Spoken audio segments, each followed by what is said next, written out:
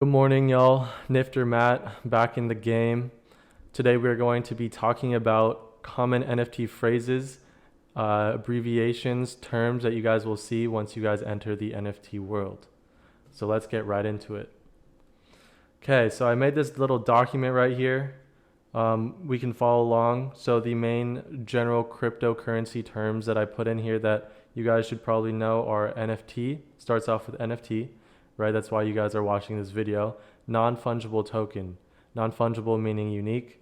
So they're assets on a blockchain with a unique identification number associated with each ERC-721 token. It's distinguishing the metadata from each and every one so that there's only one unique one. ETH is the abbreviation for Ethereum, which is the native token on the Ethereum blockchain. Ethereum blockchain is an open source blockchain created by Vitalik. Sol is another word for Solana, or is an abbreviation for Solana. NFTs also can be traded with Solana. Mainly they're traded with ETH. Big difference between them are there's no gas fees with Solana, or nearly no gas fees. Moving on to public and private keys. So public keys are the addresses you can see on like Twitter or just on anywhere, right? So when you share your public address, no one can find your private address. So it's all right to share your public key, your public address. That's viewable to the public anyways. So when people say, I'm going to track Steph Curry's wallet, see what he buys, you're viewing his public address, but there's no way to find his private address or private key. It unlocks the right for its owner to spend the cryptocurrencies associated with that private key.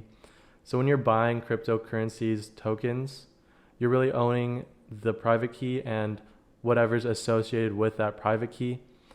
So when you decrypt that private key, then you are able to spend whatever's associated with that private key.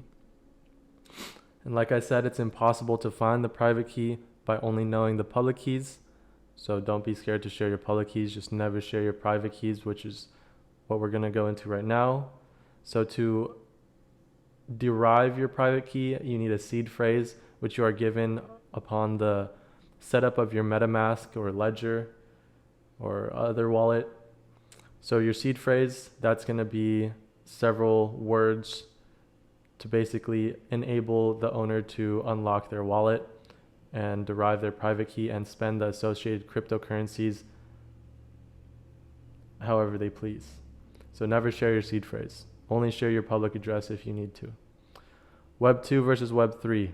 Web 2 is what we know today. It's the internet we know today. It's dominated by companies who can provide services in exchange for your personal data. And basically that's where the companies sell your personal data. And a big difference between Web 2 and Web 3 is Web 2 can be censored by these big companies such as Twitter. Twitter can censor tweets if they choose. Web 3 refers to decentralized apps that run on a blockchain that allow anyone to participate without the monetizing of your personal data.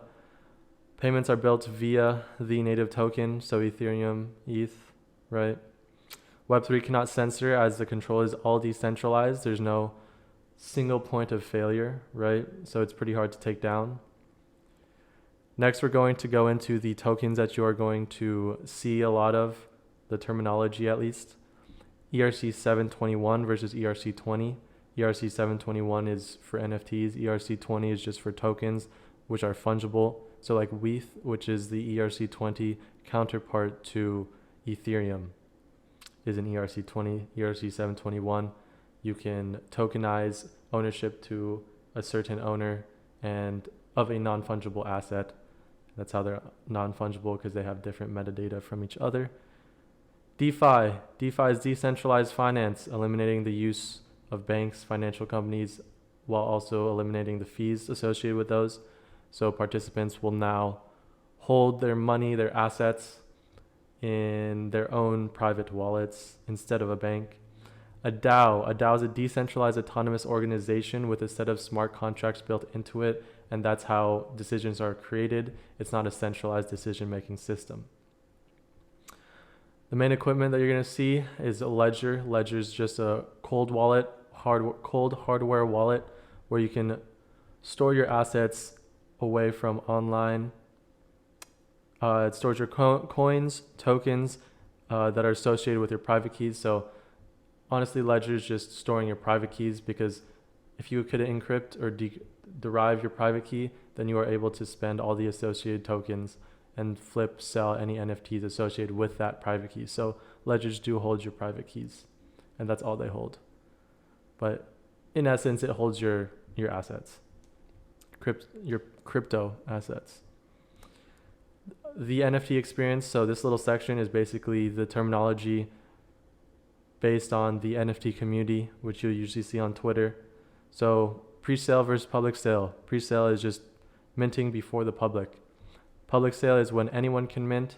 There's going to be gas wars if it's a hyped up project, but it's a set mint date determined by the developers. A mint is when you create your own NFT, or you derive. Let me read this. When you're publishing a unique instance of your ERC-721 token on the blockchain, so that's where the blockchain records that you in fact do own this ERC-721 token / NFT after you pay the set price, which was determined by the developers, as well as gas.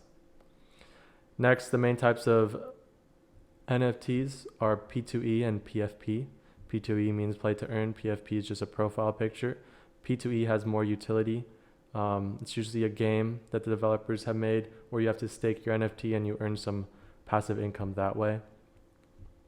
HODL means hold on for dear life. Gas is a small fraction of Ethereum that is measured in a unit of GUI. Gas fees are the compensation for the miners which are performing your transaction. DYOR means do your own research. NFA means non-financial advice, not financial advice, excuse me. Aping means buying into a project.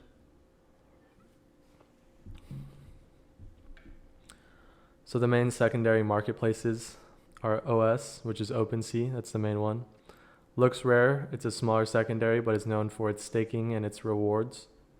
FTX it's a rather large marketplace.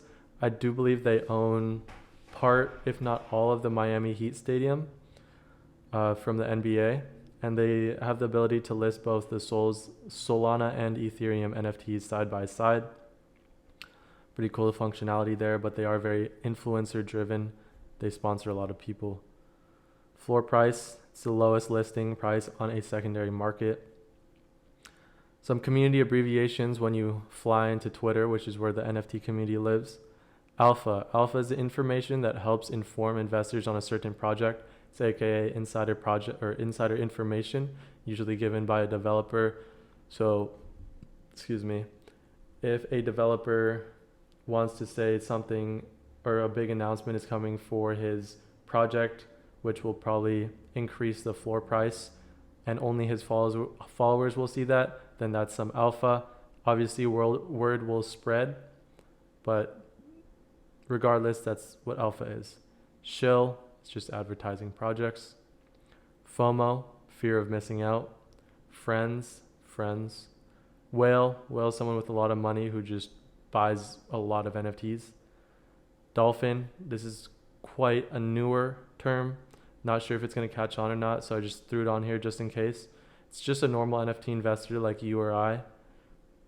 You might be a whale, but we're just trying to get up to that whale status where we have that enough liquidity and assets to buy more NFTs, but we're more smart with our money, and we're doing a lot more research and making more informed decisions, if I do say so myself. Sweep, it's buying several NFTs. Usually a whale is associated with a sweep.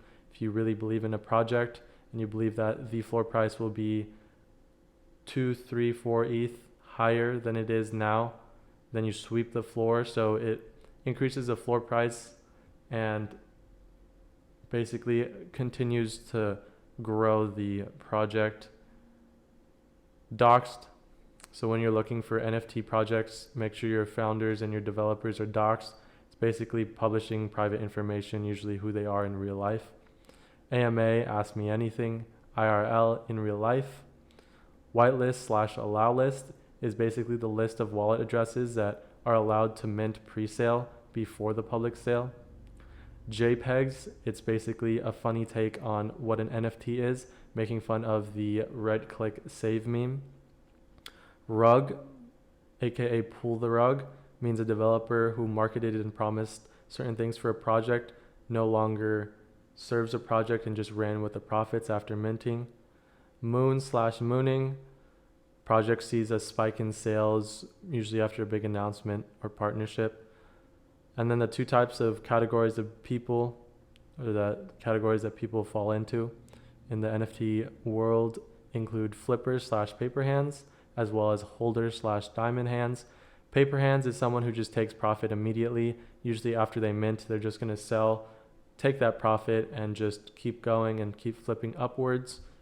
And this usually sees a loss on big projects profits. So if a project that they flipped for, let's say, 0.3 ETH profit, maybe in like 4 months, if they held on to that project, they could have seen like a 4 ETH profit. So they missed out on 10x there. 3 ETH, 10x. You guys get the idea.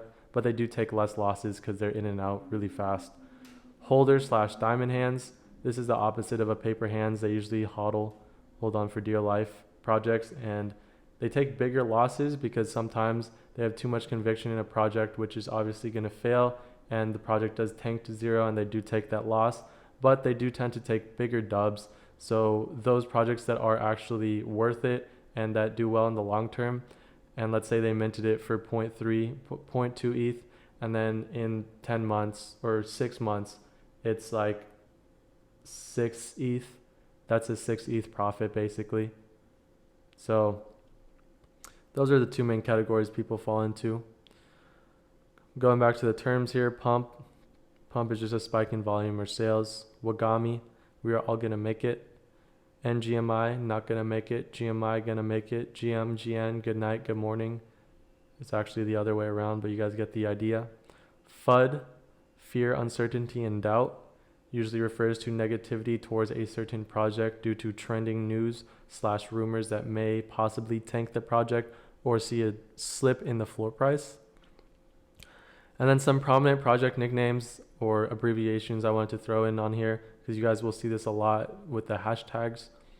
So BAYC means Bored Ape Yacht Club. This is one of the most prominent, if not the most prominent NFT community/project.